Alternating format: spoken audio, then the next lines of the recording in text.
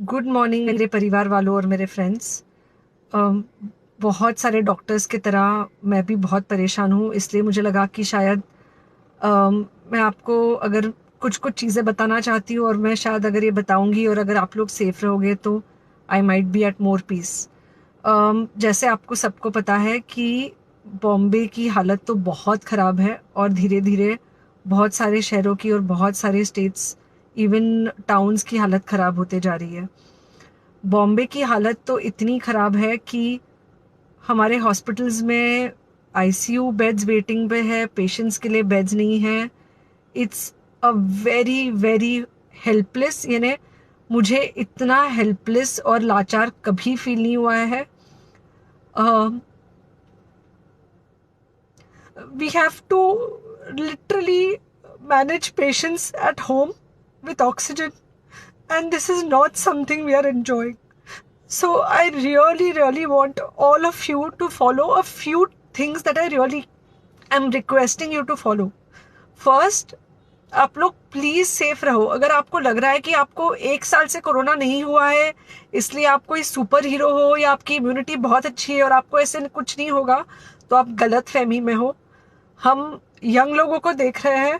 I mean, we have a 35-year-old who's on the ventilator, and we are not able to help people now. So we do not want, we really don't want any of you to be in that situation. So sorry, uh,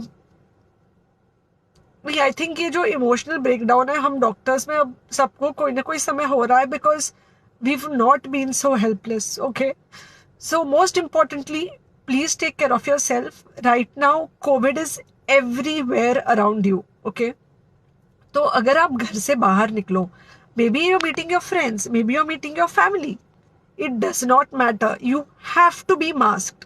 okay, just because आपको अभी 1 साल से corona नहीं हुआ है या आपको पिछले साल कोरोना होकर जा चुका है, इसका मतलब ये नहीं है कि आपको वापस कोरोना नहीं हो सकता। You can still get Covid.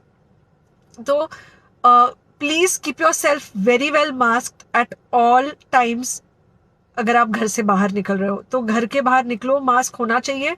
Mask सिर्फ इधर नहीं, मास्क पूरा नाक से पूरा यहाँ तक होना चाहिए।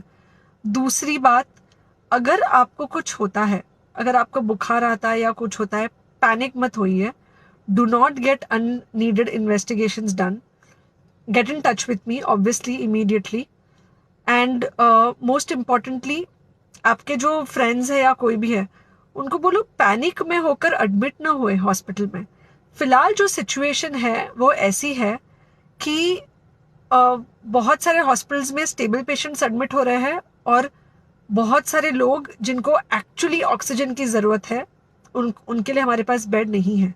इनफैक्ट हम लोग घर में लोगों को ऑक्सीजन देके मैनेज करने की कोशिश कर रहे हैं, और ये हमने पहले कभी नहीं किया है कि हम इतने सारे लोगों के लिए बेड्स ढूंढ रहे हैं, इतने सारे लोगों को घर में मैनेज करने की कोशिश कर रहे हैं। So please leave beds for people who actually need it, who have pneumonia, who need oxygen, and who will need to be under very close medical care.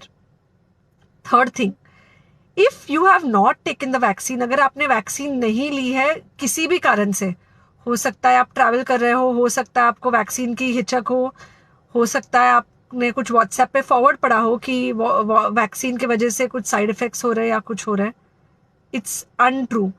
Please take your vaccine.